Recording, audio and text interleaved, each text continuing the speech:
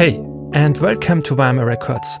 I recently recorded drums for the upcoming release of a local singer-songwriter, and in this video I would like to take you behind the recording.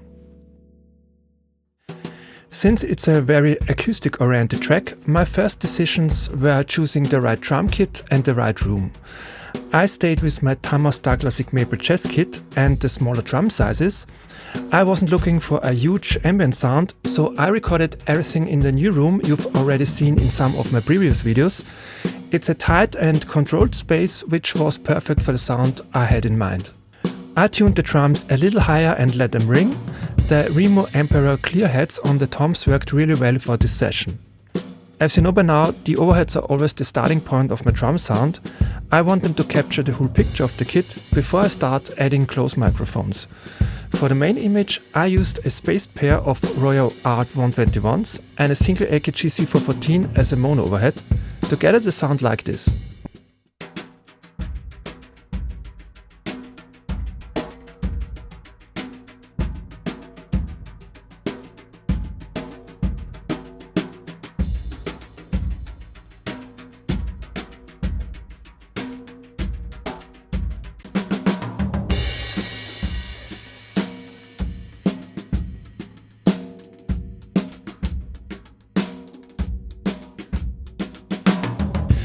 During my last few recordings, I've moved away from traditional kick drum microphones more and more. For the inside microphones, I've often reached for an MD421 or an MD441. They give me enough attack while still keeping the round and natural bass drum sound. Of course, it always depends on the style of music. In front of the kick drum, I placed an active ribbon microphone to add a little bit more length and weight to the sound. Let's listen to the kick first, and then I will blend the ribbon mic in.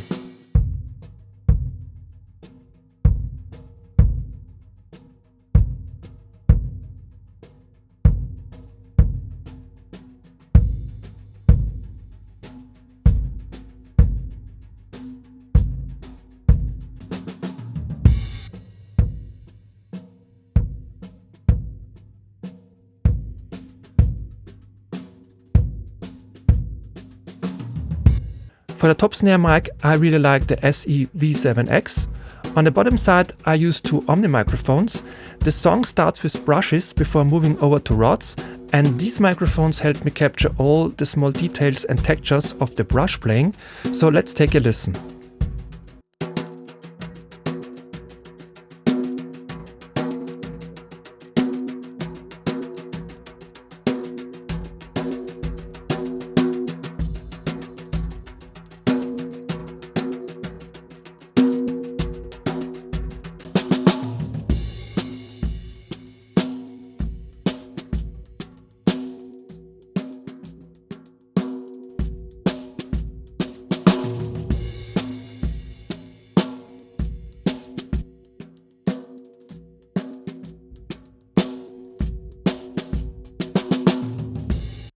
My go-to microphones on the toms are Audio-Technica AE3000s.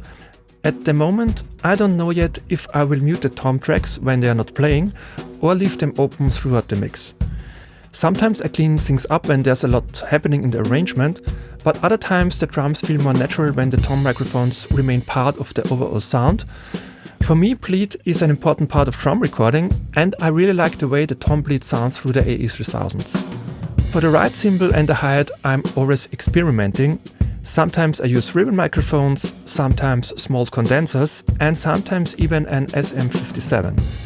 To be honest, I usually keep these microphones fairly low in the mix and use them mainly for a little extra detail when needed. Last but not least, I recorded one additional room microphone. You already know this one, the Mono SM57.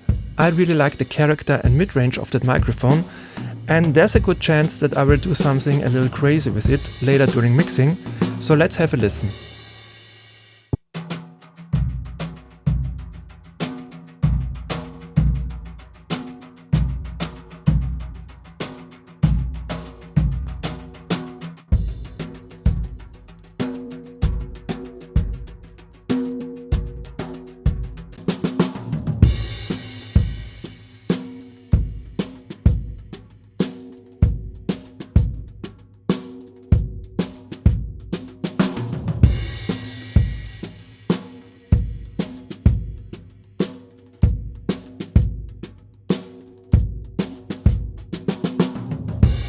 I hope you enjoyed this little drum recording rundown. Thanks so much for watching, take care and see you soon. Bye!